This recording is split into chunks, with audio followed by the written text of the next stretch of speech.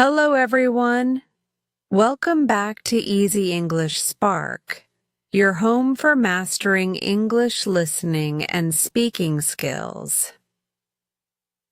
In our next video series, we'll travel through a brand new 10-chapter story, from Sunrise Slumber right up to Jewels Through the Window. Each bite-sized chapter lets you listen, read along, and speak out loud so new words and natural rhythm really stick. Ready to boost your confidence and ignite your fluency? Grab your headphones and let's spark that English journey together. Chapter 1. Sunrise Slumber.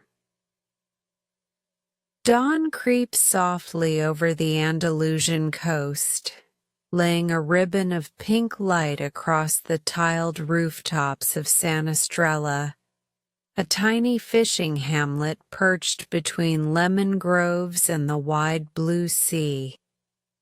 From my vantage point, on a nearby bluff, I watch the story begin. The air still cool and salted, the gulls already circling in lazy spirals above the surf.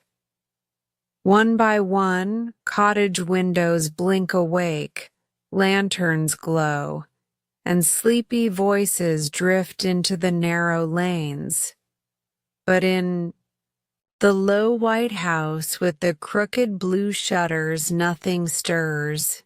Because Diego, our unlikely hero, is still utterly lost in sleep. Picture the scene. A small room painted the color of sun-bleached sand, a single iron bed pushed against the wall, and Diego sprawled across it like a contented bear. He lies on, his back, thick black curls fanned across the pillow, mouth half open in a silent snore. The first sunbeam sneaks through a crack in the shutter, lands on his cheek, and lingers there. It does not wake him. A rooster crows in the courtyard. Nothing. A church bell tolls 6 from the hilltop. Still nothing. Only the gentle rise and fall of his chest proves he is alive at all. Outside, the village is already humming. Fishermen, shoulder nets that glisten with morning dew. A baker slides fragrant loaves from a brick oven. Goats bleat as they're herded down to pasture.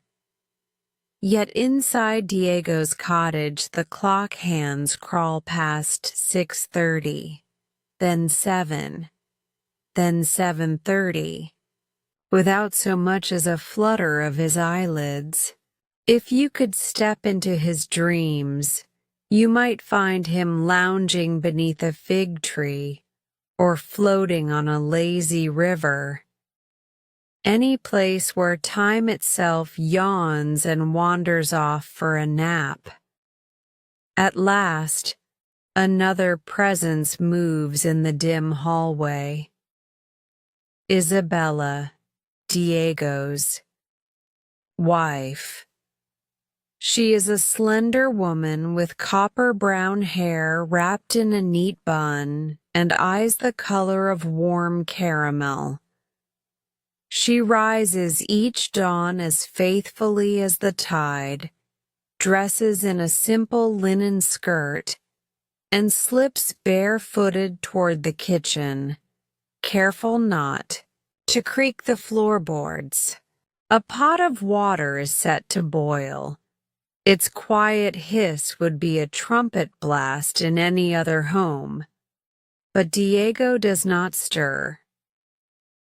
Isabella smiles, shakes her head affectionately, and whispers to no one in particular, "May the saints bless that man with purpose, but perhaps not before breakfast." She folds a woven shawl around her shoulders, lifts an empty cloth basket from its hook, and opens the front door. Immediately, the scents of rosemary and sea spray greet her. A breeze flutters the fringe of her shawl as she steps onto the cobblestones, pulling the door shut with a gentle click. She glances back once. Diego's shuttered window is motionless, then starts down the lane toward Plaza de la Luz, where Javier's grocery awaits. Now allow me to introduce Javier. Imagine a stocky fellow with sunburnt forearms, gray peppering his hair, and an apron perpetually dusted with flour and coarse salt. By 5 each morning, his shop is alive with clinking jars, burlap sacks, the earthy perfume of freshly ground coffee beans. This is where Isabella goes each day to collect 2 steaming cups, a stack of golden empanadas, and a pinch of sugar, always paid for later, when luck is kind, as Javier likes to tease. Javier is generous because friendship binds him to Diego, but a thorn of irritation has begun to grow in his side. While he labors before sunrise, Diego slumbers without a care. That irritation, however, belongs to another chapter. For now, follow Isabella as she walks. The village dogs trot beside her hoping for crumbs, and neighbors greet her with soft, "Buenos dias." She answers with a nod and presses on, rounded stones clacking gently beneath her sandals. Above, clouds blush rose and lavender. Below, the first sun sparkles against white walls, illuminating flower boxes overflowing with red geraniums. Inside, the cottage Diego shifts at last, rolling onto his side. A sigh escapes him, content and deep. Perhaps in dream he hears distant waves, or the lullaby of Isabella's footsteps fading beyond the doorway. If so, it only anchors him deeper into slumber. 8 o'clock arrives, then 8:30, accompanied by the faint aroma of coffee drifting in from some distant kitchen. Still, he sleeps.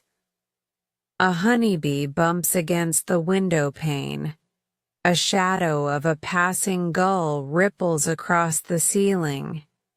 Time saunters onward like a slow ox in the fields. Yet all stories, even the drowsiest, must eventually wake. The village keeps turning, and so does fate. And on this particular morning, small cracks are forming in the calm. Javier wipes his brow with a rough hand and mutters about fairness. Isabella rehearses a polite request she dreads to speak, and Diego, dreambound. Diego lies unaware that by sunset, his world will tilt in ways he could never imagine. But that is for later. For the moment, let your camera linger on the quiet scene. First light spilling through the crooked shutters, dust motes swirling like tiny planets around Diego's sleeping form, and the slow, peaceful rhythm of breath that defines his life before everything changes. Chapter 2. Javier's Grumble. The sky over San Estrella is still a deep indigo when the clatter of an alarm clock snaps through a narrow apartment above the village grocery.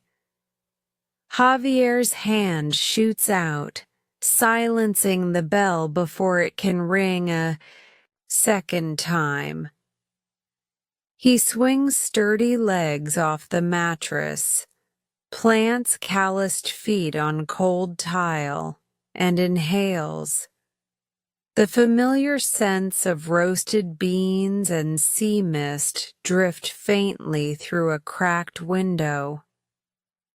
His day has begun. I watch him move with the precision of a man who has repeated the same choreography for 25 years.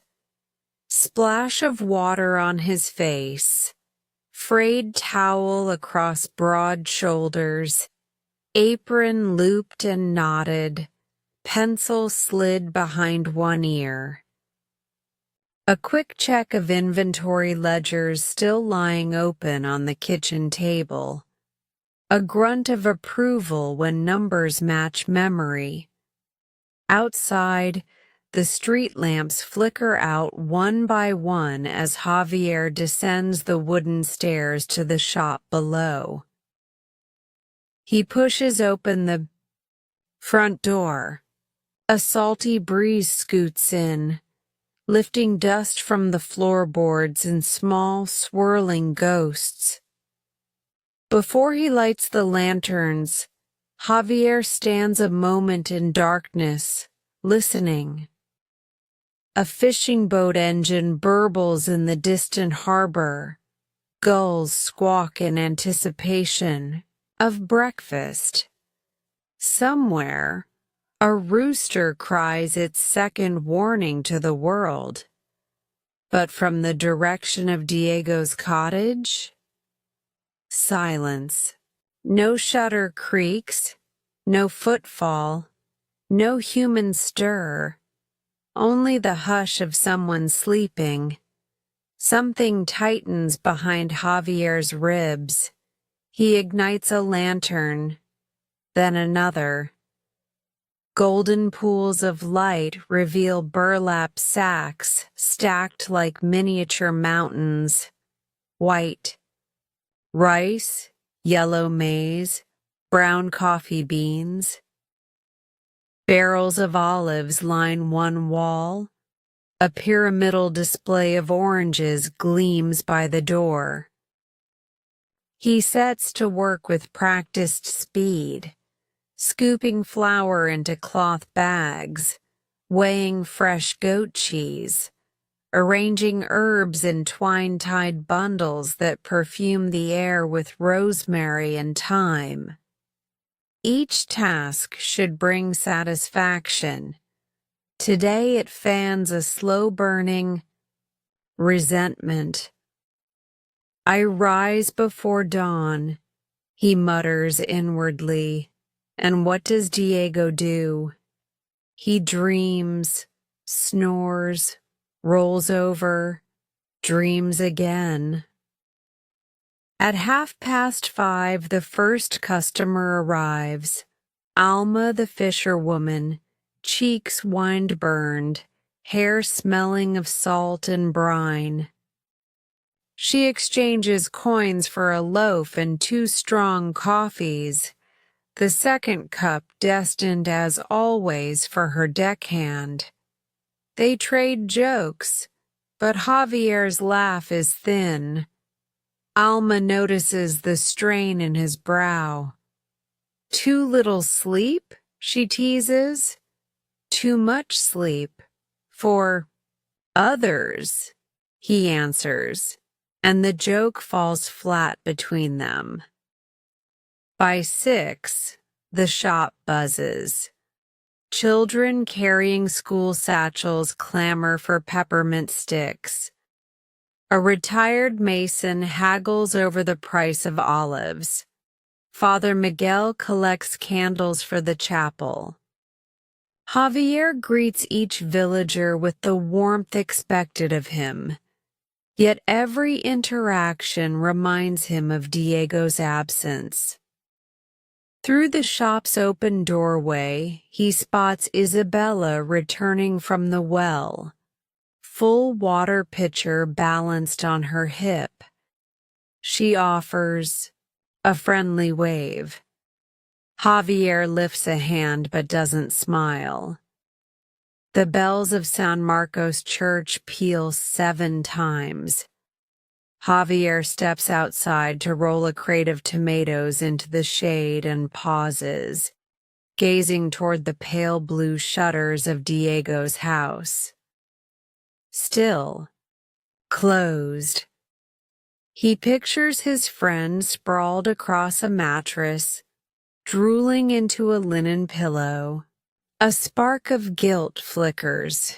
Diego has been kind in countless small ways, but frustration smothers it quickly.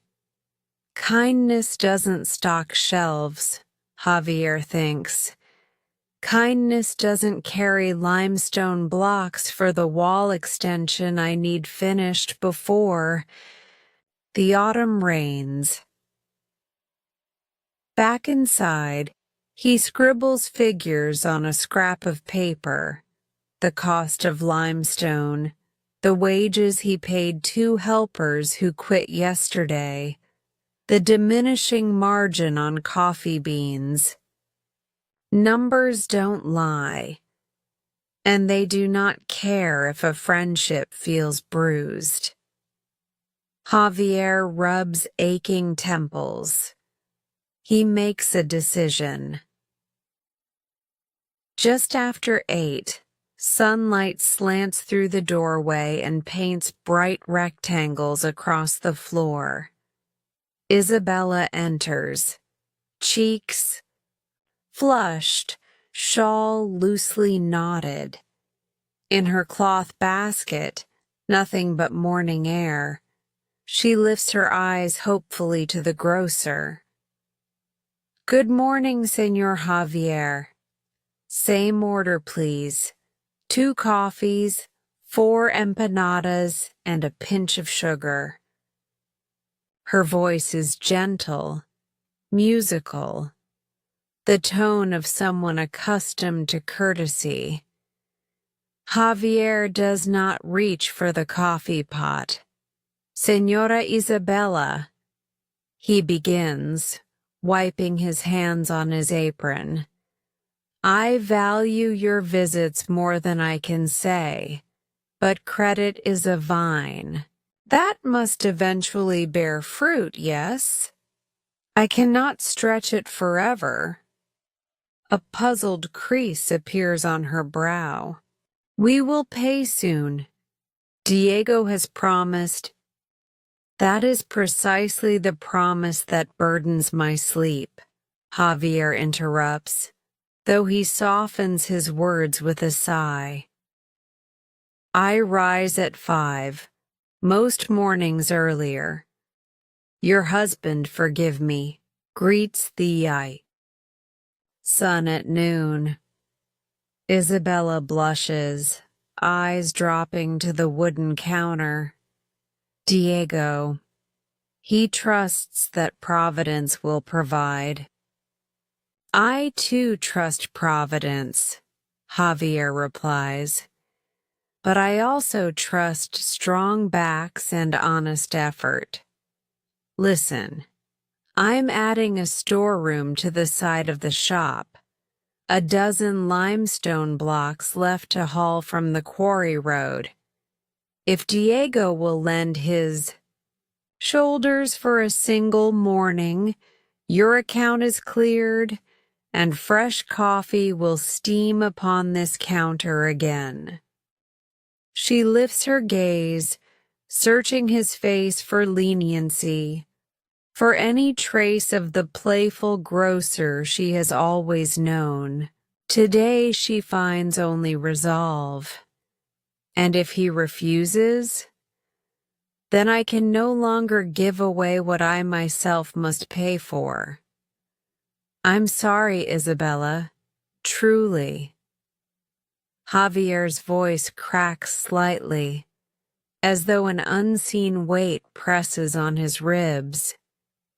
He pushes a small cloth parcel of sugar across the counter.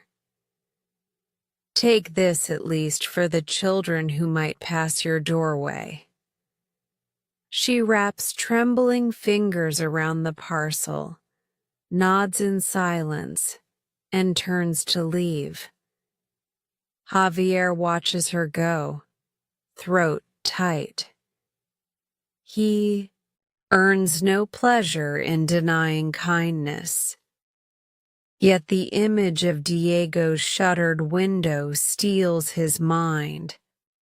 Harsh measures, he tells himself, sometimes wake the slumbering. When Isabella's footsteps fade, Javier rests both palms on the countertop and exhales a long, ragged breath. Outside, waves crash against the seawall with an echoing thud as, though the ocean itself pounds a gavel, rendering judgment. Javier straightens, squares his shoulders, and returns to work. But every sweep of the broom sends another flurry of questions swirling like dust in the sunlight. Will Diego accept the challenge? Will friendship mend or fray? And what reward or ruin waits at day's end for the man who dares to wake a dreamer? Those answers belong to another dawn. For now, Javier measures coffee, slices cheese, and waits, half dreading, half hoping that the crooked blue shutters down the lane will finally swing open. Chapter 3. A Wife's Worry. I follow Isabella up the sun-washed lane, her shawl fluttering like a wounded sail in the breeze. The cloth basket that should be fragrant with empanadas is almost weightless in her arms. Only the small pouch of sugar rests at the bottom, a reminder of Javier's sudden hardness. With every step, pebbles crunch beneath her sandals, mirroring the crackle of unease that has settled in her chest. When she reaches the low white cottage, she pauses, breathing in deeply as if courage might be hiding in the scent of blooming orange blossoms that drift over the garden wall. A stray cat weaves between the geranium pots and mews for breakfast. Isabella forces a smile, strokes its back, and whispers, "We are two beggars this morning, little one." Then she lifts the latch and slips inside. The interior is dusky and still. Shafts of gold seep through chinks in the shutters, painting bars across the floorboards. On the kitchen table, a single clay cup stands ready, waiting for the coffee that never came. Isabella sets the empty basket beside it and listens. Beyond the thin wall, Diego's slow, even breathing rises and falls like a distant tide. She hesitates. No, Spouse enjoys tearing another from peaceful dreams. But the hollow ache of an unfed stomach and the iron taste of Javier's ultimatum leave her no choice. She crosses the threshold to the bedroom and draws the curtain aside. "Diego," she murmurs. No answer. She touches his shoulder, warm beneath the linen shirt. "Diego, my love." Dawn is hours past. A faint grumble, nothing more. She steels herself, shaking him gently until his eyelids flutter. He peers up, eyes glassy with half-dreamt memories. "Is it noon already?" he slurs, stretching lazily. "Not yet, but trouble has risen with the sun." Isabella sits at the edge of the mattress, fingers twisting the hem of her skirt. "I went to Javier's. He says the account has grown longer than the coastline. No more coffee, no more bread, unless you help him haul limestone for the storeroom today." Diego's brows knit for an instant, then smooth as quickly as sea foam. "Haul blocks? Those stones weigh more than small donkeys, Isa. You know my back is like an old fishing net, frayed in too many places." Her words spill faster, propelled by fear. "We have flour for perhaps 2 tortillas, a splash of oil, nothing else." Javier spoke without jest. If we do not settle the debt, he must close his hand. I have never seen him so stern. Diego rolls onto his back, staring at the rafters. The world spins on hard work, yes, but it also spins on faith. Providence has yet to fail us. Isabella's voice trembles like a wind-bent reed. "Faith is bread for the soul, Diego, but the body craves bread of wheat. Our table is bare." She stands, paces the room. "You say destiny provides, yet even the sparrows rise early to seek seed. Must we do less than birds?" He props himself on one elbow, studying her. A softness flickers in his eyes. Love, regret, stubbornness all knotted together. "I will speak with Javier," he offers at last, though the promise feels weightless. In the hushed room, perhaps he will change his terms once anger cools. "Anger cools more slowly than coffee," Isabella replies, then bites her lip, ashamed of the sharpness. She sits again, takes his calloused hand. "Hear me, I do.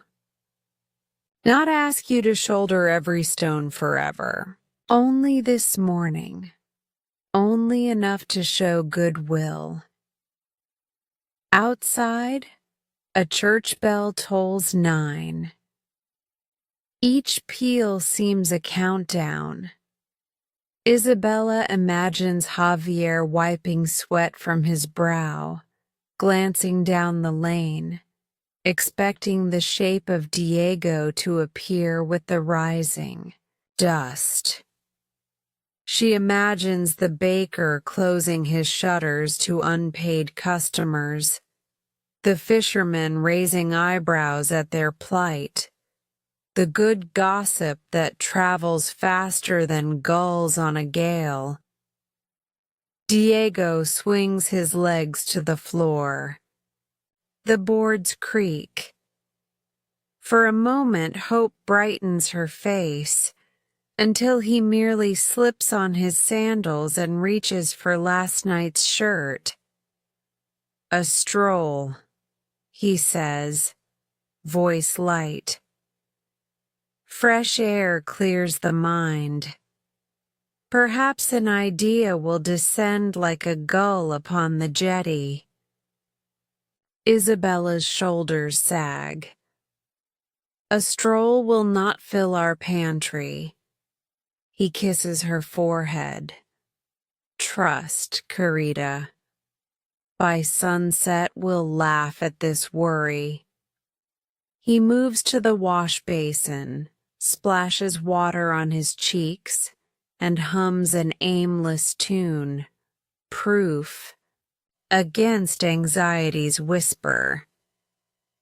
She watches him leave the house, the door shutting gently behind him, and a hollow hush expands in his absence. Alone, Isabella presses a palm to her stomach at the small pang of hunger, then walks to the shutter and lifts one slat. Diego's figure ambles downhill toward the sea, hands in pockets, head tilted skyward to study clouds like a philosopher, reading scripture. A tide of helplessness swells within her chest. She forces herself to breathe slowly, whispering prayers, first for patience, then for solutions, then, reluctantly, for miracles.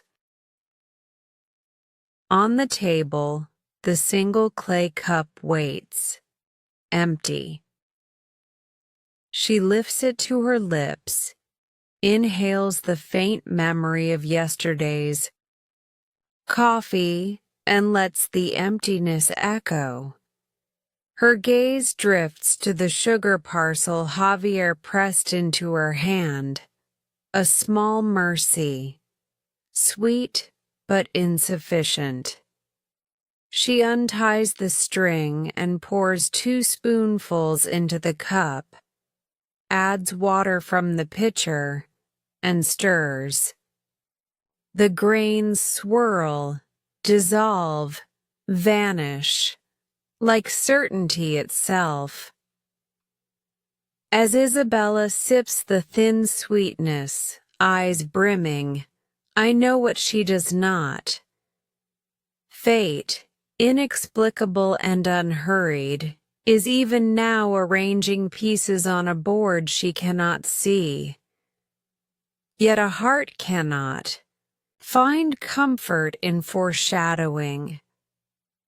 It aches in the present tense, so the hours ahead belong to her fear, her quiet pacing, her gaze fixed on the crooked blue shutters as though willing them to open again. They belong to questioning love, to counting coins that are not there, to whispering over and over the same plea. Let him choose action over dreams. Just this once. The wind rustles the lemon leaves outside, carrying away her words. Inside, the tiny house feels larger than ever, every corner echoing with the clink of absent breakfast dishes. And so Isabella waits, wondering which will arrive first, Diego's change of heart, or the rumbling of an empty stomach that pride cannot silence. Chapter 4.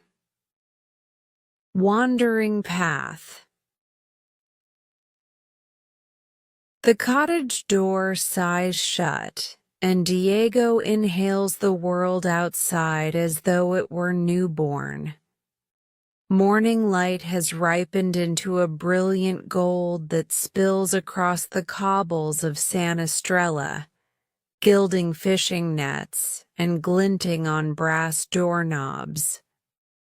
Behind him, Isabella's worry hangs in the air like an unanswered question, but Diego steps forward, shoes crunching over crushed seashells, determined to let the question dissolve in sunshine and salt. He follows Calle del Corral to its far end, where houses thin and a dusty foot track climbs toward the cliffs. Passing neighbors greet him, "Hola, Diego," but he answers with absent-minded nods, ears attuned to subtler invitations. The hush-rush of distant breakers, the rustle of thyme and wild fennel that fringe the path. He loosens the top button of his linen shirt and feels the sun warm the brown skin beneath. Somewhere behind, a church bell knells 10 slow peals. Each one seems to push him farther from debts, duties, heavy limestone blocks. Soon, pastel facades give way to low stone walls coiled with morning glory. He pauses beside a fig tree whose leaves cast jagged shadows on the ground, plucks a ripe fruit, and bites. Sweet pulp coats his tongue. Sticky nectar trickles down his thumb. He laughs quietly at the simple pleasure. "See?" he murmurs, half prayer, half argument aimed at Javier's ultimatum. Providence provides figs before coffee. I drift a few steps behind, noting how the foot track narrows to a ribbon between terraces cut centuries ago by farmers long forgotten. Terracotta shards poke through the soil like memories. Lizards scurry over sun-scorched rock. Above, gulls swing lazy parabolas, their cries sharp as silver. Diego lifts his gaze, tracing cloud animals, a plump sheep, then a ship with sails, then, if he squints, an empanada the size of a moon. This last vision makes him chuckle, though hunger flickers in his belly. Halfway up the slope, the path switchbacks, revealing a panorama so wide it steals his breath. The Mediterranean unfurls in rolling plains of turquoise, jade, and cobalt. Fishing skiffs speckle the water. Nets bloom behind them like ink drawings on glass. Diego rests elbows on a low parapet and lets the vista pour into him. Somewhere below, Isabella paces their kitchen tiles. He winces at the thought, then shoos guilt away like an annoying gnat. "I will return with clearer thoughts," he promises the wind, as though the wind might deliver messages to his wife. The climb resumes. Dragonflies fizz past his ears. Poppies ignite the verges in bursts of scarlet. Broom blossoms scatter flecks of gold. Diego plucks a single red petal, smoothing it between finger and thumb. remembering a childhood superstition.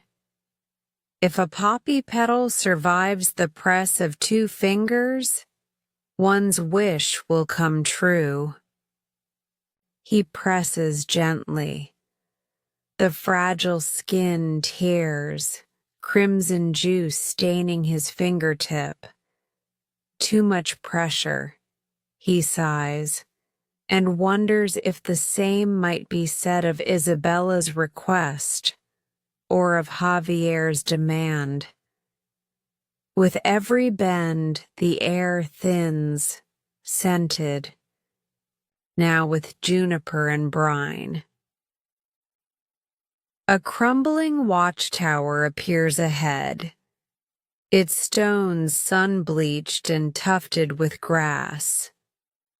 Diego settles on a ledge at its base, legs dangling above a foamy inlet. He pulls flat pebbles from his pocket, skims them down the cliff. They ping the water, leaving white rings. Each pebble carries a half-spoken worry: money, work, pride, love. One by one they arc away until worries feel lighter, or perhaps simply further out of reach. Minutes stretch, lazy as cats in sunlight. Diego leans back, hat shielding his eyes. Thoughts drift. A memory of his father hauling nets before dawn, and coming home with calloused palms. A remembered taste of cinnamon coffee from Isabella's grandmother. The nagging pinch in his lower spine that sparks whenever he lifts anything heavier than a loaf of bread. He imagines lugging limestone. He imagines failing, back seizing, pride collapsing, Javier's laughter turning to pity. He shakes the vision off. Then, without warning, the tranquil hush shatters. Hoofbeats, rapid, uneven, ricochet off the cliff walls, mingled with frantic braying. Diego jerks upright, scanning the path. Around the bend hurtles a mule, eyes rolling. White, nostrils flaring, ragged harness flapping. A battered saddlebag slaps its flank. Dust billows behind. There is no rider. Only terror drives the beast. Diego's pulse kicks. Instinct eclipses hesitation. He scrambles to his feet, knocking a pebble cascade into the cove below. The mule barrels closer, hooves skidding on loose gravel, momentum threatening to send it over the parapet into deadly surf. Diego pivots, plants himself in the center of the track, arms wide like a living barricade. "Whoa, friend! Steady!" he shouts, voice hoarse, heart slamming. For a heartbeat, the animal seems committed to collision. Diego sees every glint on the bois, its sweat-slick hide, every quiver in its whites. He spreads his fingers, lowers his tone. Easy now, easy. And at the last second the mule veers, muscles rippling, coming to a trembling halt mere inches from the cliff's edge. Dust settles in pale clouds around them. Diego approaches slowly, palms offered. The mule's ears flick back, then forward. Its breath rumbles like bellows. He strokes the trembling neck, murmuring nonsense syllables that toddlers use to soothe. Nightmares. Gradually, the animal's heaving slows. In the saddlebag, a brass buckle catches sunlight. Something hard and metallic rattles within, but Diego is too focused on calming the creature to investigate. Only when calm returns does he register a second sound. Distant, labored footsteps climbing the path, accompanied by a voice calling in. Short, ragged bursts. The words ride the wind just barely. Stop! That mule! Another voice, older, breathless but resolute, is on its way. Diego glances ahead, then back at the mule, then at the mysterious saddlebag. A faint smile tugs his lips, the first whiff of adventure stirring the drowsy corners of his life. Providence, it seems, has traded figs for a runaway beast and a riddle wrapped in worn leather. He lays a gentle hand on the mule's reins and waits for the unseen caller to crest the bend, unaware that the next few moments will bend the path of his days as sharply as this cliffside track corkscrews up the mountain. Fade to the pounding cadence of approaching feet, mules snorting softly, and gulls wheeling above, Sanastrella holding its breath. Chapter 5. The Silver-Maned Rider. Bootsteps, slow, labored, deliberate, echo up the switchback. Diego, one hand wrapped around the mule's worn reins, keeps the animal calm while turning to greet the stranger. A rounded shoulder rises over. The crest first, then a broad straw hat, and finally the man himself. Tall despite a stoop, lean as driftwood, hair the color of beaten silver spilling past his collar in loose wind-combed waves. His cheeks glow crimson from the climb. A single gray braid swings against a wool sirop that has clearly traveled more roads than most sailors see water. For a heartbeat, mule and man regard one another. The mule snorts, stamping once, as if embarrassed by its flight. The traveler sets a hand to his chest, drawing breath. Gracias, amigo, he manages between gulps of air. Were it not for you, that foolish beast might have dashed itself, or me, onto the rocks below. Diego raises a placating palm. It wanted freedom more than gravity, he jokes, releasing tension with a smile. I only blocked the path. The old man's eyes, bright and curious beneath sun-creased lids, roam Diego's face. Humility this high on a cliff? Uncommon. He chuckles, straightening to his full height. I am Don Aurelio de la Rosa, musician by youth, wanderer by habit, and, according to my doctor, somewhat irresponsible for chasing sunsets at my age. Diego offers his name in return, brushing dust from his sleeves. I fear my own wife holds similar opinions, though for different reasons. He pats the mule's neck. Yours? Aurelio's brows knit in mild offense. No creature owns another, but yes, we travel together. His name is Lunaris. Spots, though you would never see them through that layer of dust. He reaches to scratch beneath the animal's mane. The mule relaxes under his touch. Why was he running?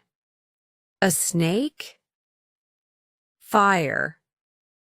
Aurelio tilts his head, listening, to an inward echo before he answers. Sometimes wind whistles a note only restless hearts can hear. Lunaries hears it too often. He opens one saddlebag, producing a flask and 2 tin cups. Forgive dry throats before we discuss wet gratitude. The liquid inside is clear as polished quartz, sharp with rosemary and citrus. One sip stings Diego's tongue, then warms his stomach like a sunrise.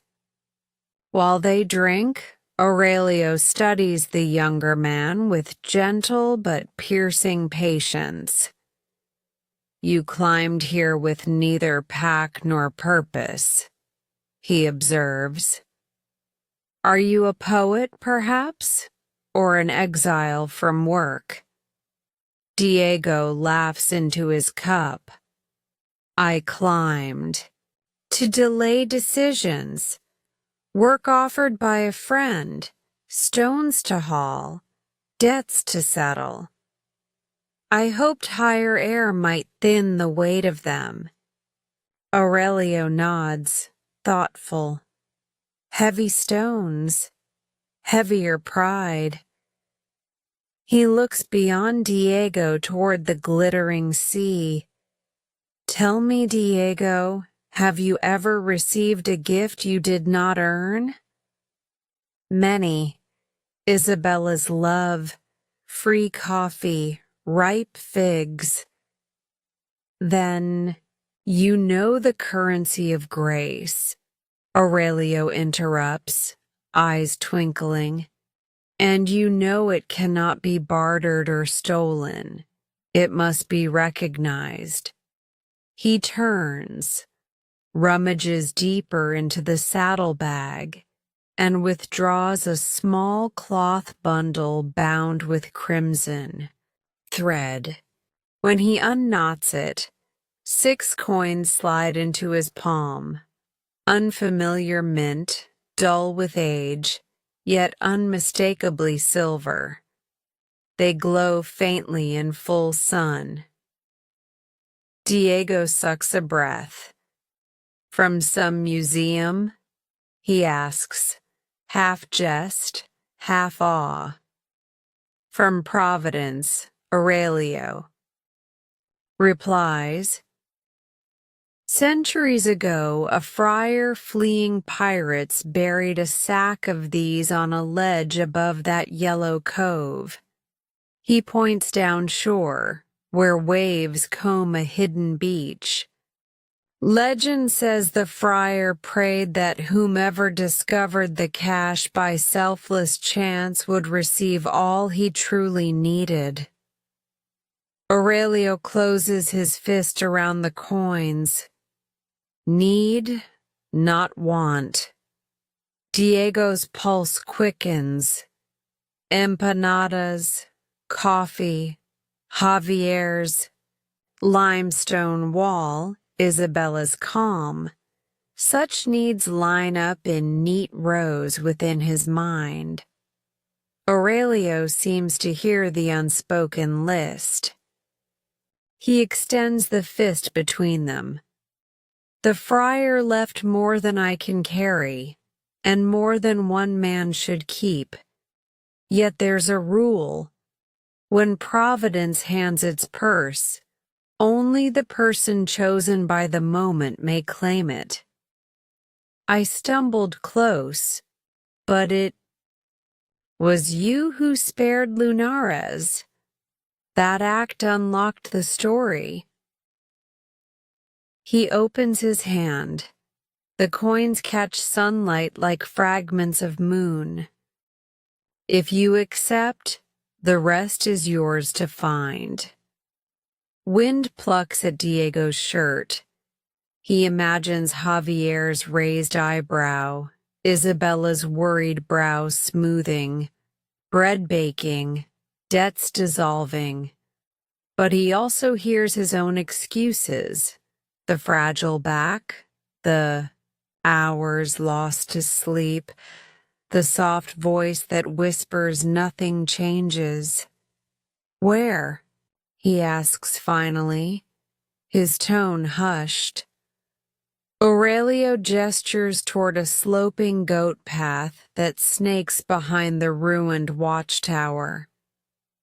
Follow that trail to a crooked olive whose trunk twists like a question mark. Beneath its roots lies a weather-cracked coffer of cedar bound with wire. Inside you'll find what the friar could not carry into exile. Diego stares at the direction, then back at Aurelio's lined face. Why trust me? He whispers. Because you caught a runaway heart rather than stepping aside. The old man answers simply. Because your laughter, even tired, still tastes of wonder. And because Providence, though invisible, chooses curious messengers. He presses the 6 coins into Diego's hand. They are cool, impossibly heavy for their size.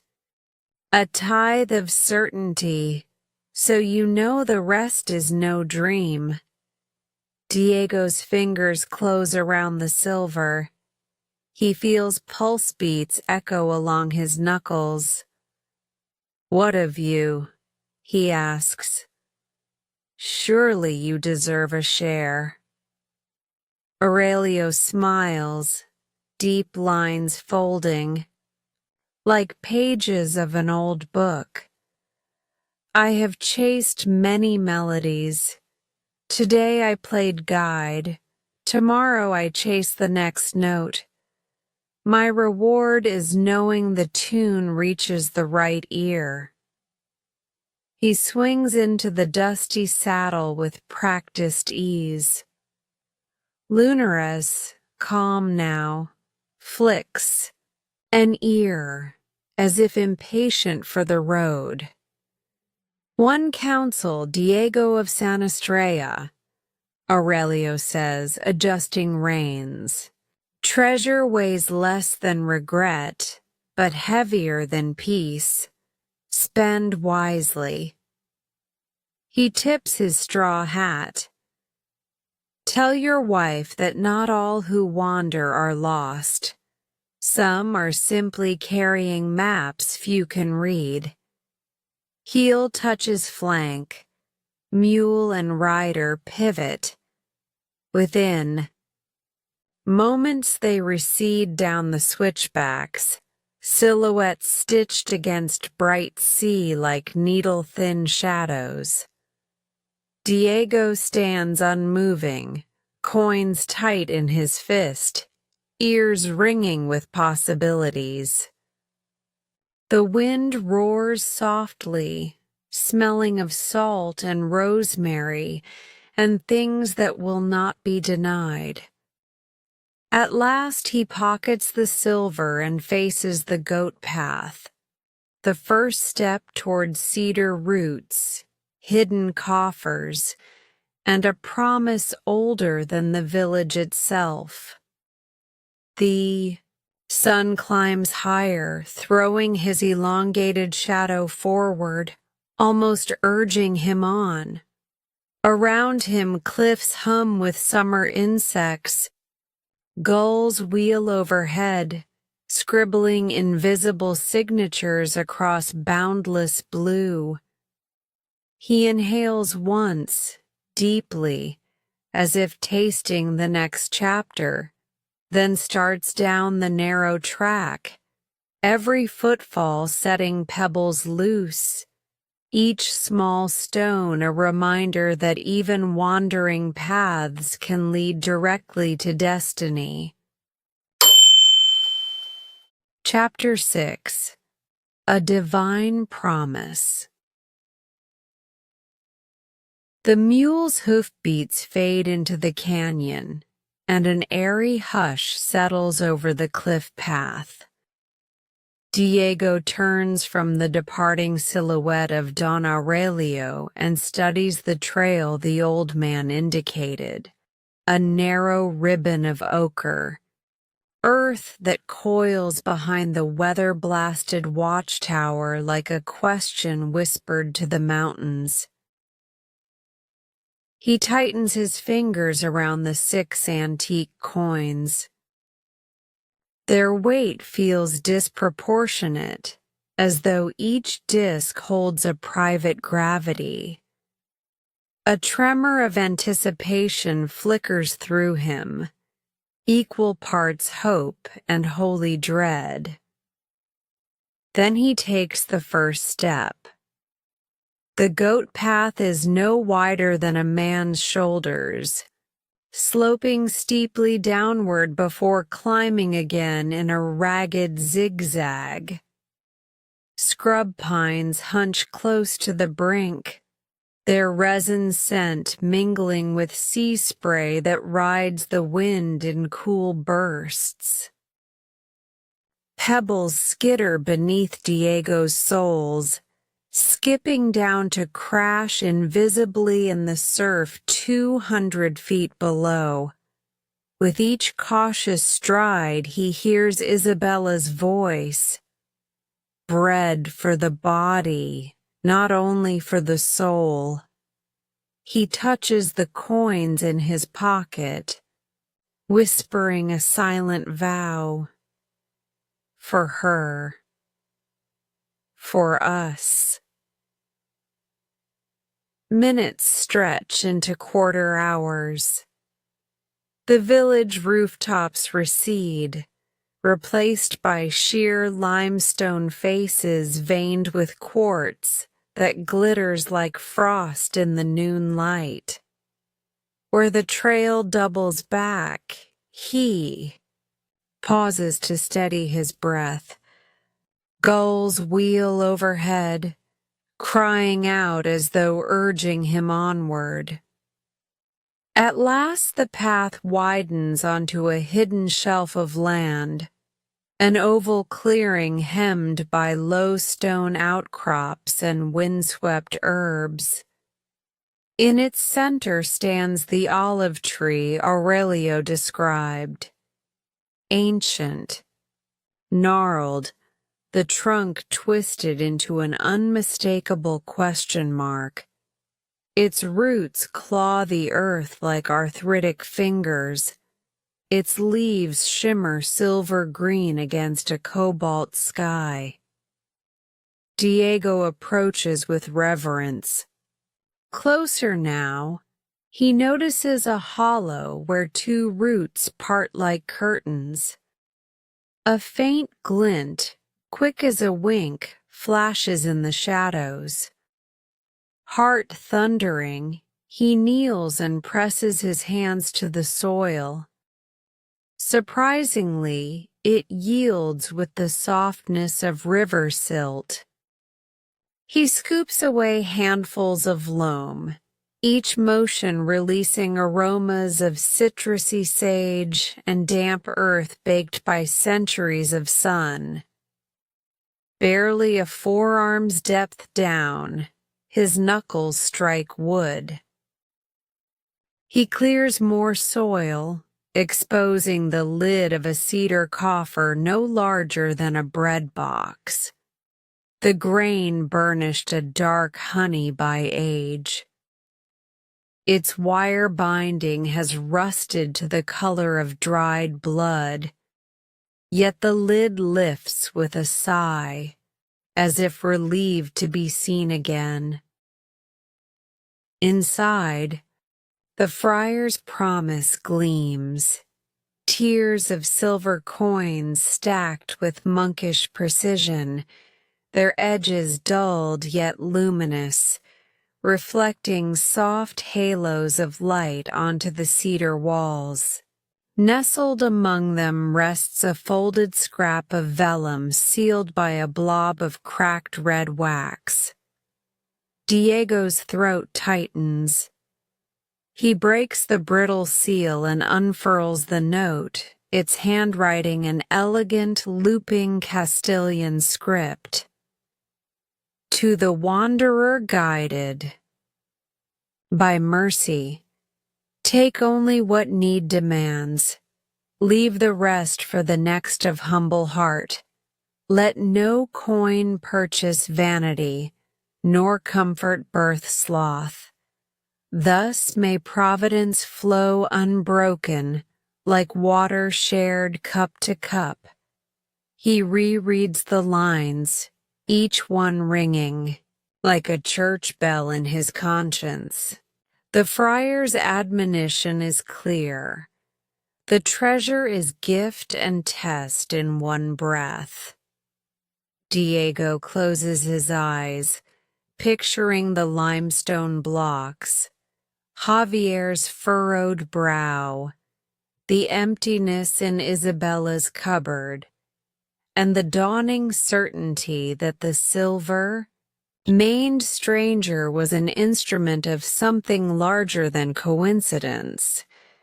When he opens his eyes again, the coins no longer appear merely metallic.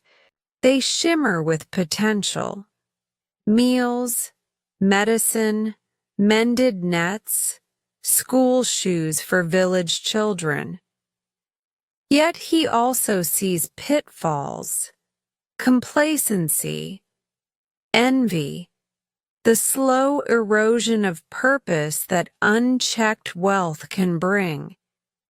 He inhales, tasting cedar and salt, tasting choice.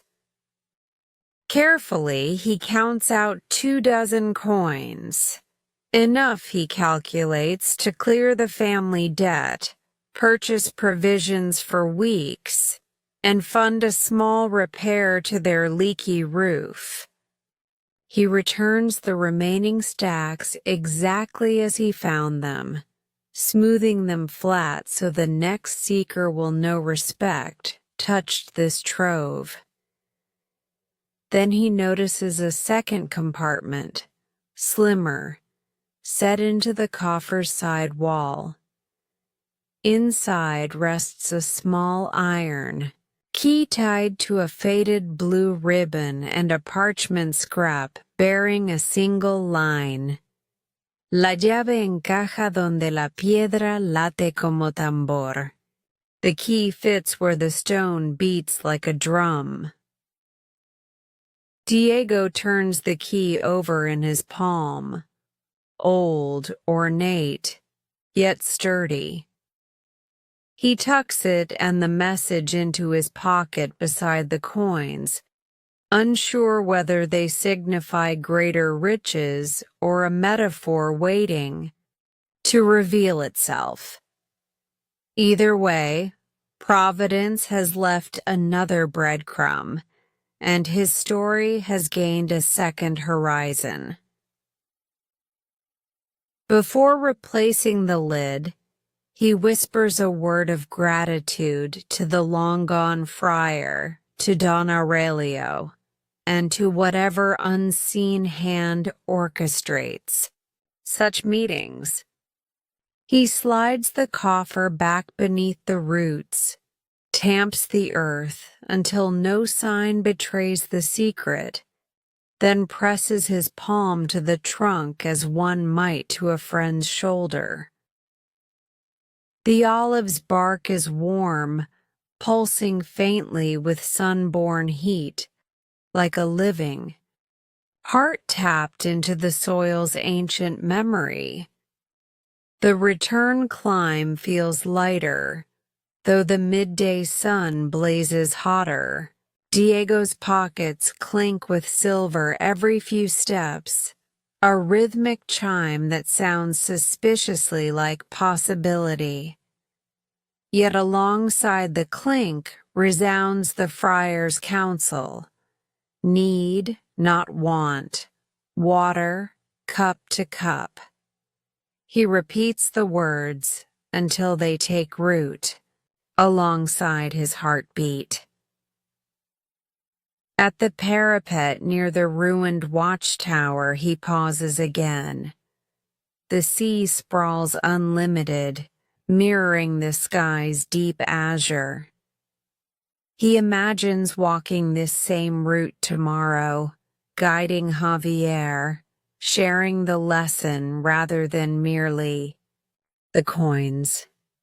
For the first time in months, maybe years, he feels the muscle of purpose flex beneath layers of habitual idleness. His stomach rumbles, reminding him he has eaten only a fig since dawn. He laughs, patting the coins. Empanadas first, sermons later.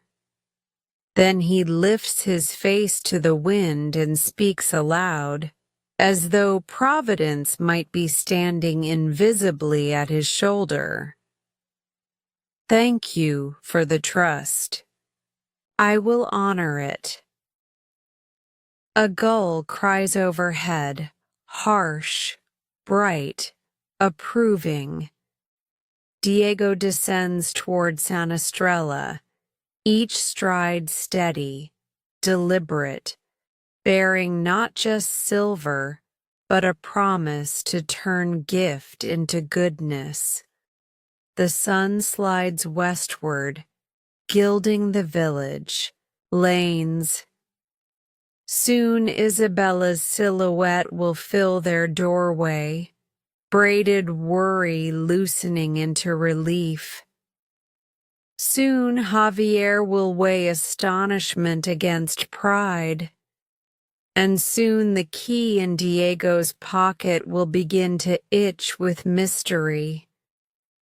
But those scenes belong to another hour. For now he walks, sunlight at his back, treasure at his side, and a divine promise burning clear and quiet in his chest. Chapter 7. The Hidden Vault. Twilight drapes San Estrella in lilac and amber when Diego finally returns from the cliffs, pockets clinking faintly, mind a swirl with cedar scent and friar's ink. I stand invisible at his shoulder and feel the tremor that runs through him the moment he crosses the threshold. Isabella's gasp of relief, her arms flung around his neck, the mingled tastes of worry, tears, and salt on her lips. She has questions, so many that words tangle, but Diego quiets them with a smile, draws a crumpled coin from his pocket, and presses it into her palm. Bread and coffee first, he murmurs, voice low with promise. Then stories. Minutes. Later, the little cottage smells of frying onions, cinnamon coffee, and something fragile but unmistakable. Hope. Diego eats as though making up for lost seasons. Yet every now and then his gaze drifts to the iron key wrapped in blue ribbon, now resting beside a plate of olives. The friar's riddle beats in his skull like a drum of its own. The key fits where the stone beats like a drum. Javier arrives mid-meal, summoned by the rumor of settling debts. He counts the silver Diego offers, brows rising high enough to meet his receding hairline. Gratitude flickers, collides with curiosity, then flares into something close to envy. But the story Diego half spins, half hides, disarms him. Providence, Diego says, tapping his chest. And a stranger with hair like moonlight. Javier leaves puzzled, yet paid. Isabella pours more coffee. Diego's tongue grows loose, sketching cedared coffers and monkish warnings. But he withholds the key and its riddle. Some intuitions, he decides, must ripen in silence. At last, candle stubs gutter out, and Isabella drifts to sleep lulled by coin-fed security. Diego, however, lies awake, pulse-synced with that imagined stone drum, a lantern, a cliff, and the riddle's echo. Near midnight he slips from bed, tucks the iron key inside his shirt, and pockets a flint striker. The moon, ripe as a silver quince, lays a ghost-pale road across the sea. Diego follows Cala del Corral, then the goat path, every pebble underfoot a metronome counting down to revelation. Wind gusts smell of fennel and tide pools. Owls trade, secrets across the ravine. At the ruined watchtower he stops, listening. Waves strike the base of the cliff in slow, hollow booms, stone beating like a drum. He laughs under his breath. The friar's clue has been hiding in plain sound all day. Shielding his lantern, he descends a spur that angles toward the roar. The bluff narrows to a spit whose tip ends in a squat limestone pillar curved like a giant's ear. Each incoming breaker slams a sea cave beneath it, forcing air to vent through fissures with a resonant whoomph, a literal heartbeat in stone. Near the pillar's base he discovers an iron escutcheon no larger than a snail shell, half buried in lichen, one precise keyhole. His hands tremble as he fits the ornate key, turns. A deep click. The escutcheon pivots, releasing an arc-shaped stone door that grinds inward just wide enough for a man. Lantern raised, Diego stoops and enters, the vault revealed. Cold air curls from the passageway. Salt crystals glitter like frost on the arched ceiling. 20 paces in, the tunnel widens into a circular chamber ribbed with masonry so smooth it could be cathedral stone. On the floor lies a recessed pattern, a stylized compass rose whose inlaid brass still gleams. Around the circumference stand 7 cedar chests, each one larger than the friar's coffer, their lids secured by rigging rope knots and seals of crimson wax. Diego circles, breath fogging in the lantern glow. He selects. The nearest chest slices the wax with a seashell shard. The lid moans open. Emeralds wink up at him first, then strings of freshwater pearls, then relics of hammered gold, chalices, ciboria, monstrances studded with garnets. Beneath them lie scroll tubes banded in silver, likely packed with valuations, or deeds lost to history. Another chest holds Spanish coins stamped with the Habsburg crest. Another is filled with carved amulets and pectoral crosses of Moorish filigree, a museum's ransom sleeping in dust. A rush of dizziness grips him. His lantern hand wavers, casting jewels into constellations that dance along the vaulted walls. In that dizzy light he sees frescoes he missed at first. Saints walking desert paths, mendicant friars lowering sacks into earth, a ship aflame off a Barbary coast, all rendered in ochre and lapis, all telling the friar's flight from pirates centuries earlier.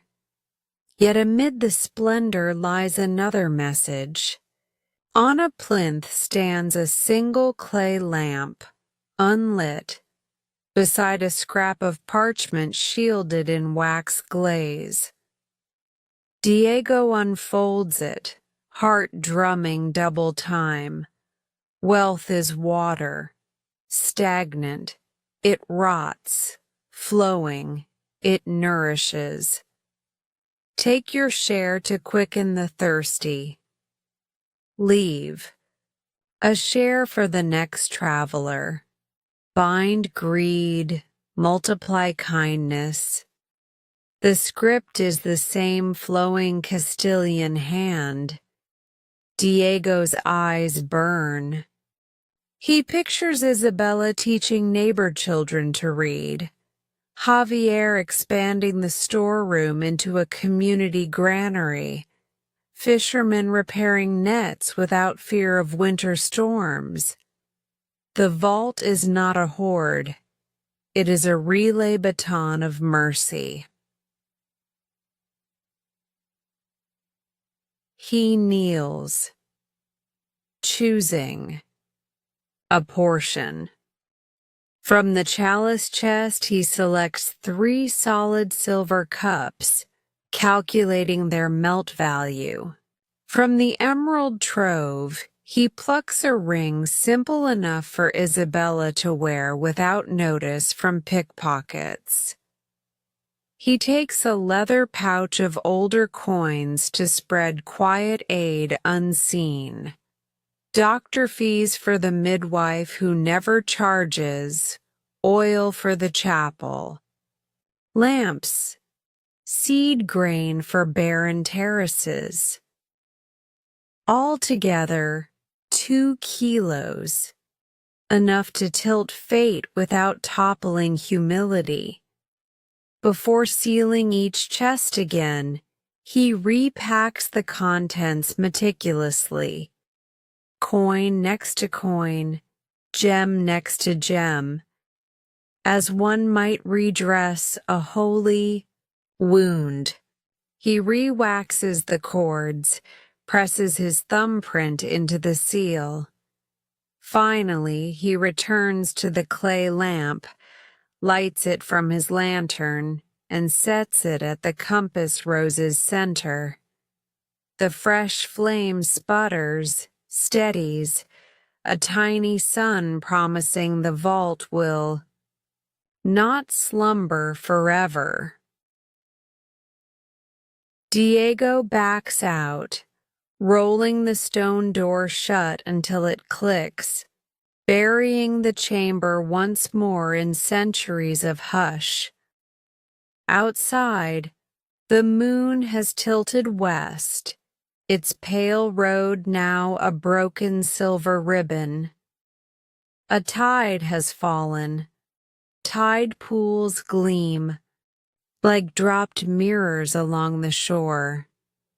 He draws a breath that tastes of kelp and cedar smoke.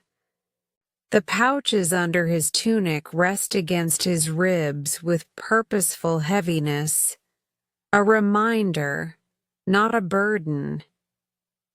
Wangled coins clink as he begins the climb back to the village, but the sound no longer whispers of privilege. It sounds like nails, timber, flour, the syllables of building something larger than himself, a vow beneath the stars. At the parapet, he stops to watch the eastern horizon pinken with pre-dawn. Overhead, the last bright planet winks out, surrendering to daylight. Diego lifts the ring meant for Isabella and lets the first sunray ignite its emerald heart. He speaks softly, words whisked away by wind, but sealed in covenant. What comes? To my hands shall pass to many hands, and in the passing become lighter for us all. Then he closes his fist, tucks the ring away, and heads home with sunrise at his back, every step echoing inside him like a drum forged not of stone, but of promise. The hidden vault sleeps again, lantern vigil glowing faint behind the sealed door, waiting, quiet, patient, for the next soul humble enough to hear the friar's centuries-old invitation carried on the rhythm of breaking waves. Chapter 8. Modest Riches. Dawn spills over the crenellated roofs of San Estrella like honey over warm bread. Diego reaches his cottage just as the cock in the neighbor's yard lifts a second, self-important crow. His shirt is dust-streaked, hair, wine-tossed, and small bulges. 3 silver chalices nested one inside another, a draw-neck pouch of coins, and the emerald ring, pressed discreetly against his ribcage. He pauses outside the door, closes his eyes, and breathes in courage scented faintly with time. Homecoming. Inside, Isabella is already at the hearth, coaxing a flame from yesterday's coals. The glow gilds her cheekbones.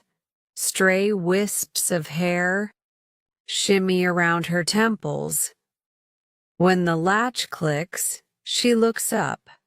Relief first, then puzzlement at the state of his clothes.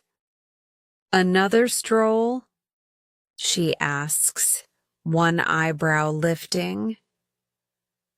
"A nighttime errand," Diego replies, hanging his lantern. An errand that answered every prayer muttered against empty shelves. He draws the 3 stacked chalices from beneath his tunic. They gleam softly. In the hearthlight, each bowl chased with grapevines, each foot engraved with faded Latin. Isabella presses fingertips to her lips. "Diego, where in heaven's breadth?" "A vault carved in living rock," he whispers, as though the walls themselves might gossip. He unties the coin pouch, pours a small avalanche onto the table.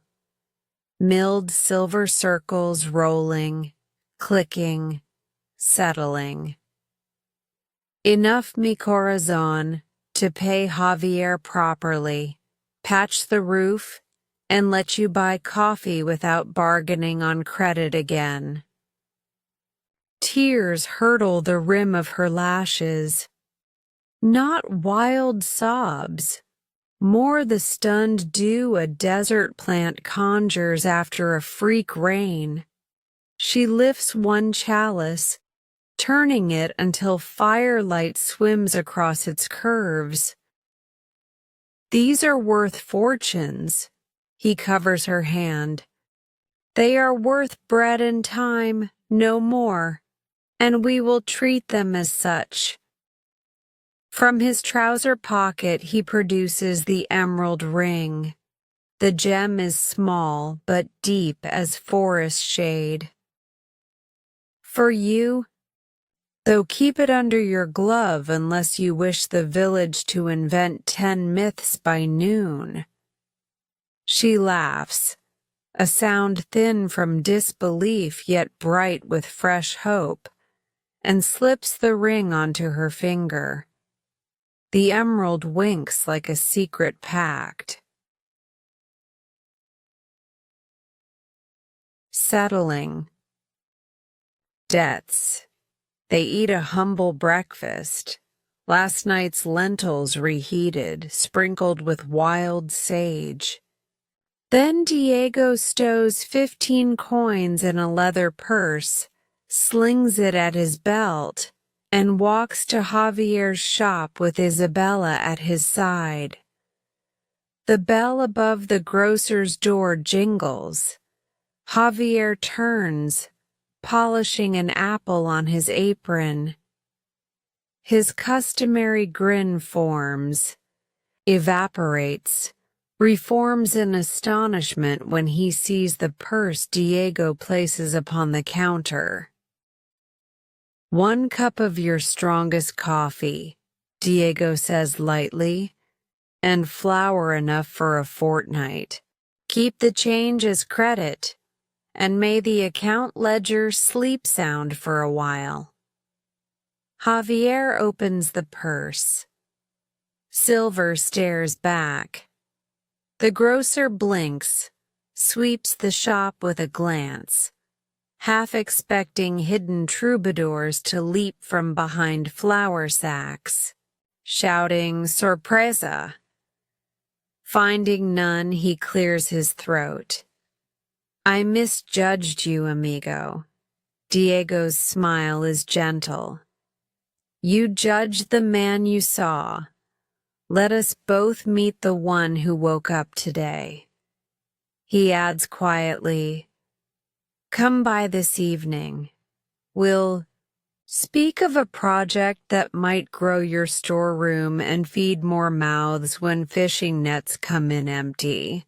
Something in Diego's tone, a steady current beneath calm water, makes Javier nod before his mind assembles questions. Quiet gifts, wordless pacts, bloom the rest of the morning. The midwife. Diego catches Doña Pilar on the chapel steps, slips 2 coins into her palm for herbs and swaddling cloths. She protests. He insists. She weeps, overwhelmed but grateful. The carpenter. He hires young Mateo, whose father's boat sank last winter, to patch their roof and reinforce a shaky lintel. Payment. 4 coins now, 1 upon completion, plus lunch shared at Diego's. Table each workday. The chapel lamp. Father Miguel finds 3 coins tucked inside the alms box with a note. Let the light never fade during the vigil of the sick. That night the sanctuary glows so brightly, sailors claim they can steer home by its beam. Through it all, Diego keeps the chalices hidden in the cottage's bread cupboard. Ironic, perhaps, but fitting.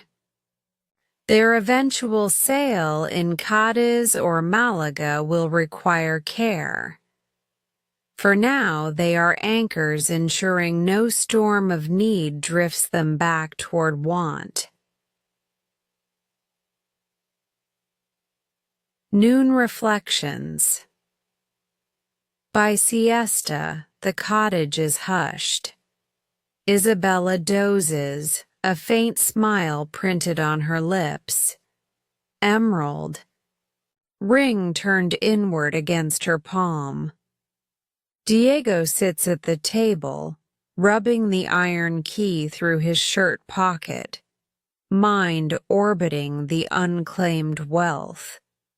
The jeweled monstrances, the Moorish filigree, scroll tubes banded in silver. Treasure enough to turn San Estrella into a miniature Venice of marble arcades. Yet the friar's counsel tolls like a bell. Wealth is water. Stagnant, it rots. He pictures fishermen repairing nets under shade canopies, children learning letters. In a sunlit room, old widows trading loneliness for bowls of soup at a communal kitchen. Not grandiose palaces. Rather, small mercies that stack like bricks into something unshakable. An idea sprouts, a cooperativa, a community storehouse stocked after each good catch or harvest, opened freely during lean months. He makes notes on the back of a fish wrapper, cost of timber, wages, a roster of tasks. The silver left in his pouch could seed the fund. The sale of one chalice could finish it. He smiles, imagining Javier's face when business transforms from private toil into shared heartbeat. Sunset Meeting. True to invitation, Javier knocks after supper. The fumes of fish stew still ride the cottage air. Diego clears dishes and unrolls. The cooperativa sketch. At first the grocer squints, skepticism wrinkling his brow. By the third figure he is nodding, tapping margins, suggesting where shelves might stand, which fishermen would volunteer carpentry. Why? He asks at last, voice hushed like a child discovering tide pools. Why not keep this silver? Build a grand house on the hill. Diego answers with the faintest shrug. The hill is windy. I prefer solid ground and company. Then, more seriously, because the treasure was left by someone who believed gifts turn sour if eaten alone. Javier studies him, then laughs. The honest, bellyful laugh that once echoed daily between olive barrels and oregano bundles. If we succeed, you'll force lazy men like me to rise at dawn to distribute grain, he chides. You rise at dawn already, Diego counters. Now you'll rise with less worry. They toast with lemonade. Modest, tart, perfect. Outside, stars kindle in a velvet sky, each pinprick promising navigation to anyone brave enough to look up. Isabella's evening. While the men talk timber and ledgers, Isabella walks the lane. She visits Doña Pilar, bandages an elderly woman's ankle, hushes a colicky infant with a lullaby, and somewhere between those errands buys a single scarlet ribbon with her own coin for the first time in years. She threads it through her bun. In the mirror of a darkened window, she hardly recognizes this quietly radiant version of herself. Nightfall. A promise. Sealed. Back home, candles gutter low. Javier has gone, blueprint in hand. Diego removes the emerald ring from Isabella's finger, presses a soft kiss to the place it warmed, then slips it back on, this time gem facing outward. "We aren't rich," he tells her.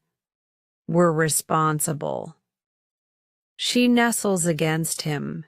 "Responsible tastes better than riches, I think." They blow out the candle. In darkness, they hear a lone wave boom against the cliff, a heartbeat of stone reminding Diego of the sealed vault and the clay lamp still burning within. He pictures its flame, steady and small, awaiting the next traveler. The thought soothes, like a lullaby. Generosity is a chain of lanterns stretching across centuries, and tonight he and Isabella have lit their link. Sleep folds around them. Outside, moonlight dusts the village in silver less ostentatious than any coin, yet no less valuable for being shared by all. And far below, where the cave mouth hides behind its revolving stone, the lamp's tiny flame flickers on, guarding treasure, guarding trust, a divine ember promising that modest riches wisely sown can echo louder than any drum of stone or thunder of crashing waves. Chapter 9. The Midnight Heist. Night drapes San Estrella in a velvet the color of deep wine when temptation begins its quiet work. Javier the grocer lies in bed, wide-eyed, staring at a wavering patch of moonlight on the ceiling. He has spent the evening sketching Diego's cooperative plan, heart thumping with purpose. But once the household lamps went dark and silence pooled in the lanes, an older rhythm started to beat in his ears. Silver, silver, silver. The pouches Diego produced, the glint of the chalices, the casual promise that more still sleeps in the cave. The memory twitches like a fishhook buried in soft flesh. Javier rolls over, willing the thought away. It returns. He pictures sacks of grain, new wooden shelves, the pride of a village saved from lean seasons, and then, unbidden, pictures a tall stone house on the bluff with his own initials worked in blue tile above the lintel, At last he exhales a curse, rises and slings on his work trousers. A wiser head than Diego's must shield that treasure from waste, he tells himself, ignoring the fact that waste and wealth often trade masks after midnight. He creeps through the shop, finds a coil of rope, 2 grain sacks, and a stout pry bar. Then he lifts from a hook the spare mule bridle he keeps for market days. Moon-pale dust floats after him as he slips into the street. The borrowed key. Earlier, while measuring flour in Diego's kitchen, Javier had noticed the iron key, blue ribbon and all, resting on a windowsill. In a moment that felt more like borrowing than theft, he pocketed it.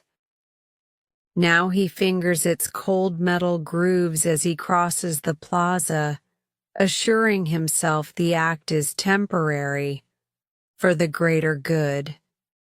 At the edge of town, 2 Confederates wait. Silvio and Ramon, part-time dockhands who owe Javier 3 weeks' credit in salted cod and cheap rum. Each holds a lantern hooded with oiled cloth. "We fetch a delivery," Javier says, choosing brevity over confession. He hands them the rope and sacks. "You'll be paid in silver for every sack you carry."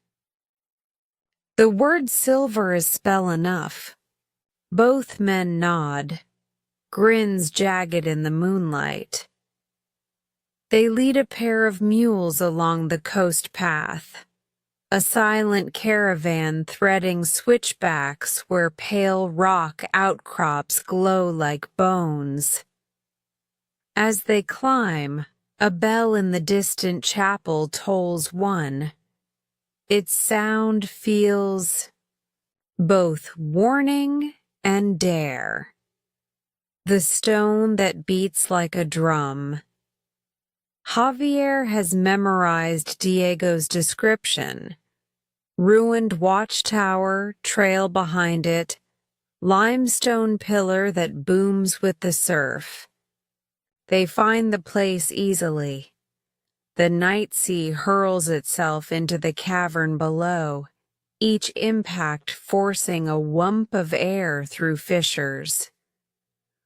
"Stone beating like a drum," Silvio mutters, impressed despite himself. By flickering lantern, Javier locates the tiny escutcheon in the rock face. The key slides in as though guided by a sigh. The mechanism clicks, and the arc-shaped door groans inward, exhaling air cold enough to crust their breath in white plumes. Lamp-lit wonder. Inside, the clay. Lamp that Diego lit 2 nights earlier still burns, a meek but steadfast star in the cave's heart. Its honey glow spills over 7 cedar chests encircling the room. The men freeze, wonder blooming like dawn across coarse faces. Javier recovers first. He prizes open the nearest lid. Emeralds, pearls, and hammered gold blink back. For several seconds, even breathing seems sacrilege. Then greed rushes in like tidewater. "Fill the sacks," Javier orders, voice a rasp. "Quickly, take only what you can carry." He tries to recall Diego's talk of community, the friar's counsel Diego quoted, but it feels abstract, flimsy as cobweb. Here, tangible splendor glitters within reach. Silvio and Ramon scoop fistfuls of coin and jewel into the grain sacks. Javier, meanwhile, unknots a rope securing a chalice the size of a child's helmet, crusted with garnets. He tests its weight, heavier than it looks but manageable. He lifts more until a small mountain of luxury stands near the door. The clay, lamp gutter flickers, throwing long shadows that writhe over the frescoes of saints and burning ships. No one notices the way the flame flinches each time a jewel clinks into the sack. Warnings ignored. When they have 3 bulging sacks, Javier feels a chill trace his spine. Not from guilt, he insists, but cold damp rising from the stone. He remembers the friar's line Diego recited, "Wealth is water, stagnant, it rots." He stomps the thought flat. "Move," he hisses. They heft the loads onto mule backs, cinch knots, and back out. As Javier turns the key to seal the door, the clay lamp inside flares high, bright as a dagger, then pops into darkness. Silvio jumps. "Just wind," Javier mutters, though no breeze stirs. The descent. The moment the party clears the parapet, the sacks seem to grow denser. Mules stumble, foam flecking nostrils. "Too much loot," Ramon pants. "We should rest." But Javier, driven by a pulse, louder than surf, presses on. Halfway down the switchback, a strap snaps. A sack crashes, spills across the path, yet no metal clang rings out. Only dull thuds. Lanterns reveal not emeralds, but smooth gray stones. Ordinary river cobbles veined with quartz. Silvio swears. Javier kneels, ripping open another sack. More stones, no pearls, no chalices. His stomach drops into icy surf. "Witchcraft," Ramon whispers, crossing himself. Javier's mouth works soundlessly, then twists into fury. He kicks the stones, scattering them into ravines. "Diego tricked me," he snarls, though another part of him knows the cave was honest until greed took hold. Spiteful delivery. Pride will not let Javier slink home empty-handed. We haul the rest to his doorway, he snaps. Let the lazy dreamer wake to his own joke. They redistribute 2 sacks, now suspiciously lightweight, and shove on. At the cottage, lanterns doused, they upend the sacks against door and shutters, a mound of stones tall as a milk cow. The mute percussion of rock on rock echoes down Calle del Corral. Before retreating, Javier wedges the splintered chalice base atop the pile, a warped crown on a petty monument. Then they flee into alleys just as a cloud uncovers the half-moon, silvering the mess with cruel beauty. The village sleeps, the lamp rekindles. Sanastrella dozes unaware. Fishermen snore beside nets mended under candlelight. A baby whimpers and is soothed back to dream. In Diego's cottage, he and Isabella sleep back to back. Rhythms even. No stone has yet rattled the shutters enough to wake them. But far under the limestone pillar something stirs. The clay lamp, extinguished moments earlier, sparks alive, of its own accord, flame straight and unwavering, as though defying the cave's damp breath. Its light spreads, touches cedar lids, fresco saints, coils through keyhole seams. A low hum ensues, like wineglass rims kissed by wind. Outside, where Javier's spite stands piled, the uppermost stones tremble, not collapsing, merely shivering as if a heartbeat has found them.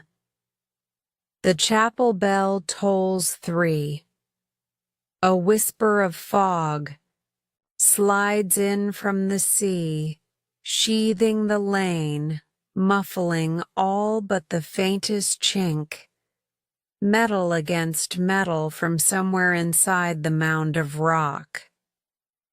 But no ear is awake to puzzle at it, and night glides on, arranging its lessons.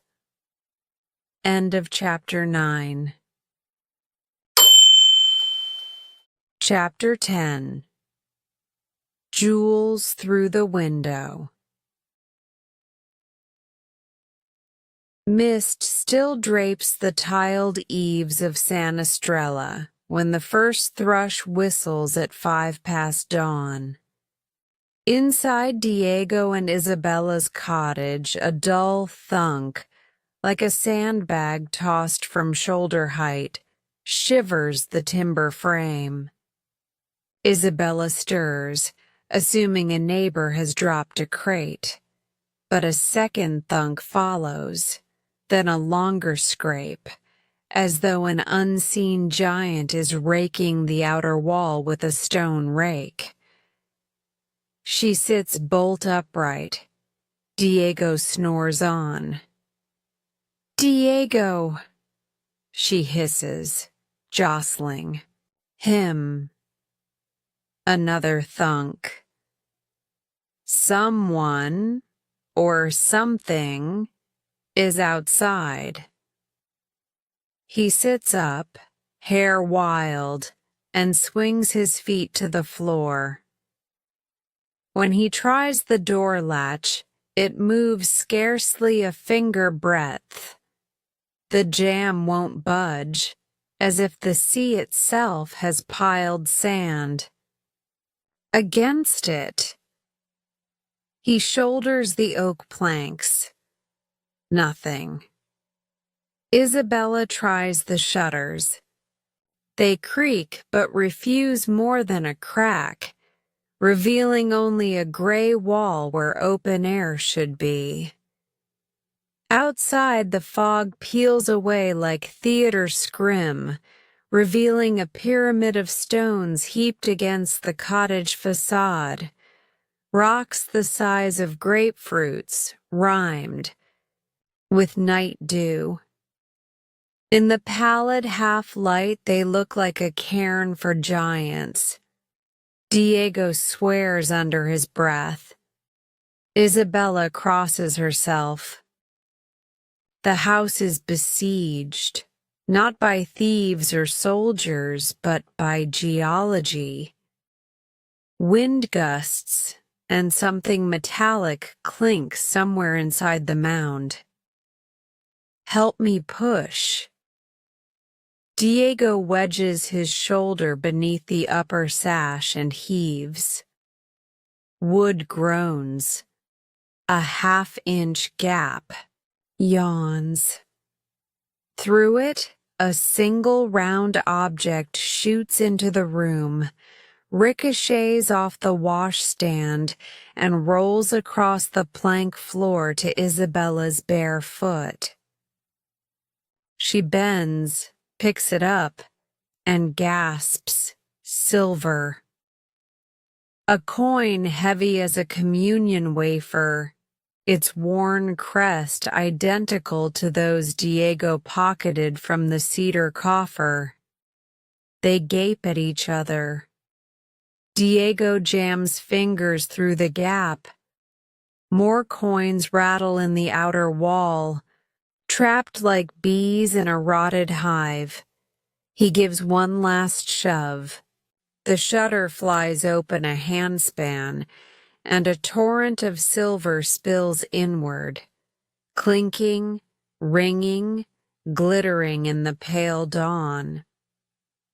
Coins bounce off his chest, skid beneath cupboards, cascade into pewter bowls. Isabella shrieks, half laughing, half sobbing.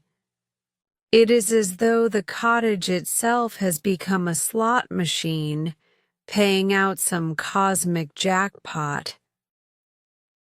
Outside, the pyramid of stones shivers again. Diego claws away two from the threshold. Beneath their crusted surfaces gleams not granite at all, but seams of fresh-struck metal.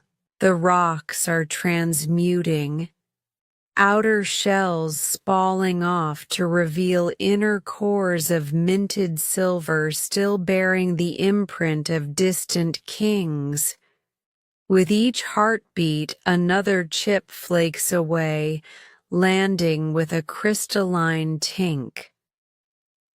Providence keeps its sense of humor, Diego mutters, awestruck. The stones Javier delivered are coins in disguise. Isabella blurts, Javier?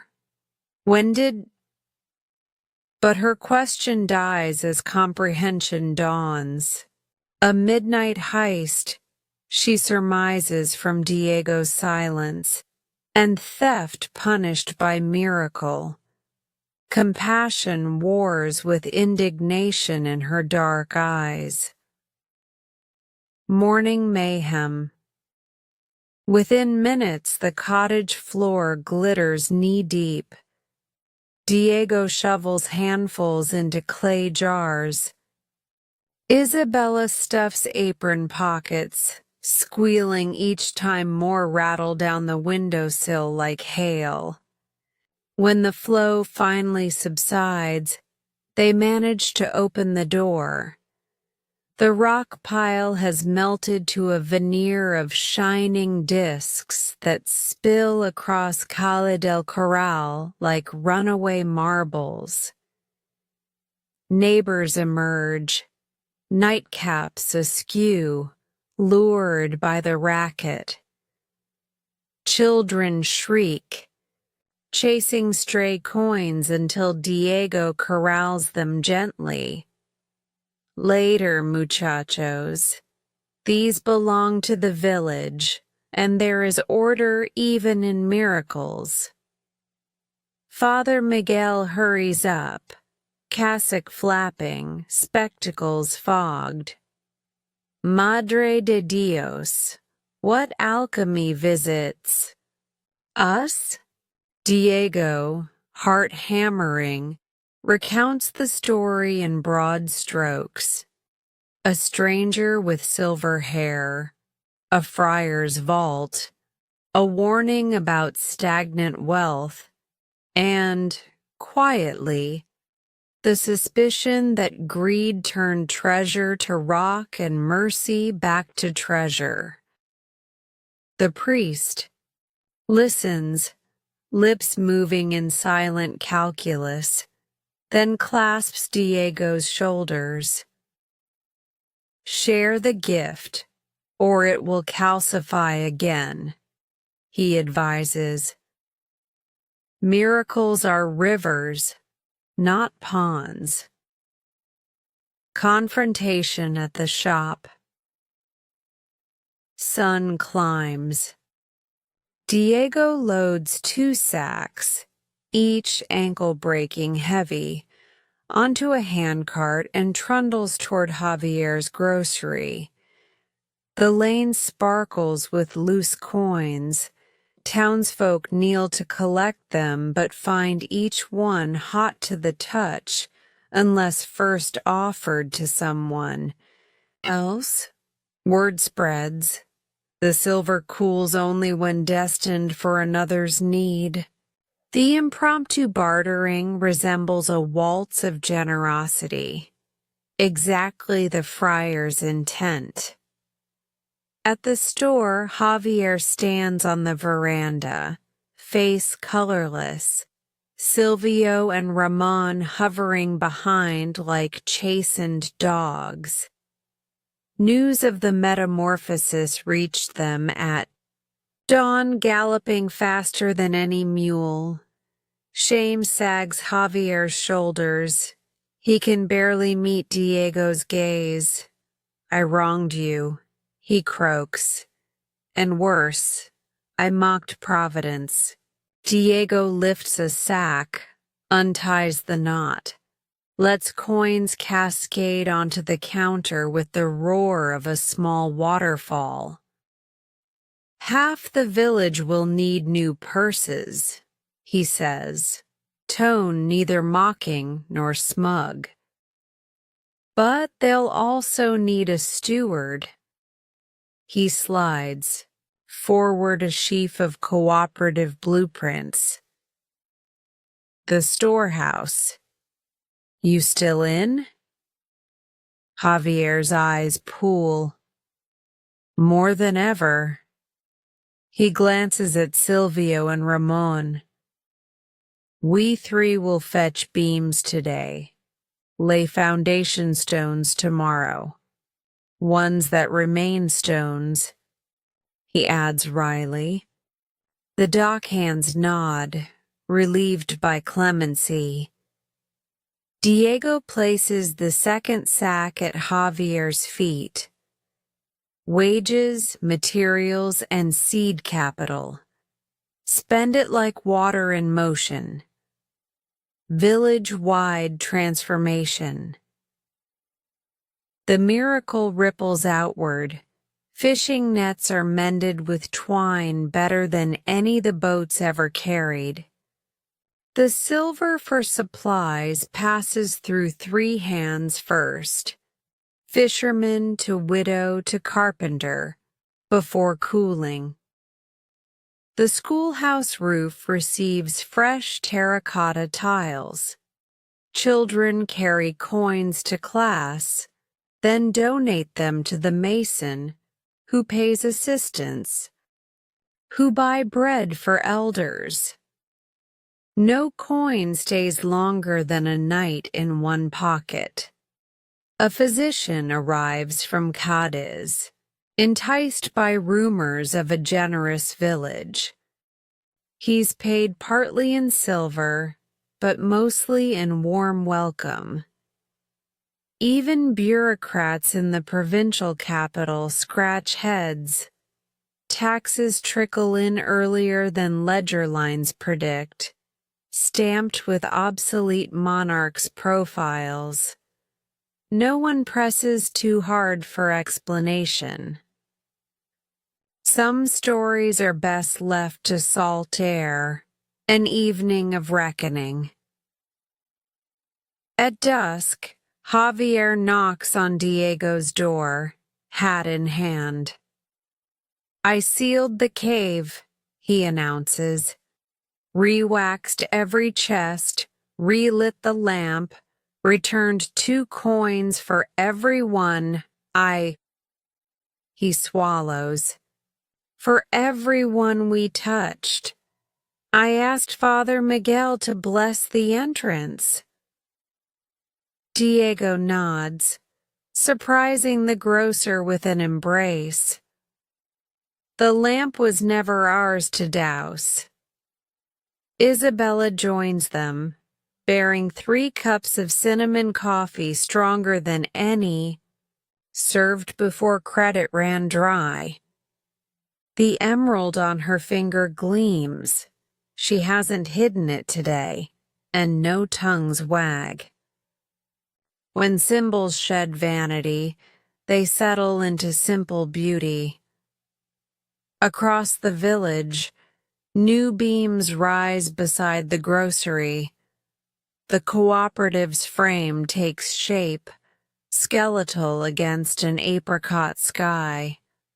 Children chase the last coins still too warm to keep. Each metal disc finds an owner by finding a recipient first. Diego lifts his cup. To moving water, he toasts. Javier echoes, to stones that teach us. Isabella adds softly, and to windows wide enough for grace. Midnight Epilogue. That night, Diego lies awake, moonlight skating across the rafters. He pictures the vault's clay lamp, wonders who will stumble upon it a generation hence. Perhaps a hungry poet, or a widow guiding twin sons up the goat path, or a sailor blown off course in more ways than longitude. He does not worry. The friar's system is foolproof. Greed petrifies treasure. Generosity revives it. The world, for all its failings, eventually balances the scales. A breeze nudges the shutters. Diego hears the faintest metallic clink, maybe a forgotten coin, settling in a corner, maybe the echo of some future alchemy already starting its slow turn. He smiles into the dark and lets the sound lull him past wakefulness, past doubt, into a sleep as unburdened as a gull riding thermals above a silver saya. Great work today. Every moment you spend practicing brings you closer to mastering your English listening and speaking skills. Remember, progress comes with patience and consistency. If this story inspired you or helped you in your learning journey, don't forget to like, share, and subscribe to Easy English Spark channel for more lessons and stories. Keep listening, keep speaking, and keep believing in your growth. I'll see you in the next video. Take care and keep shining.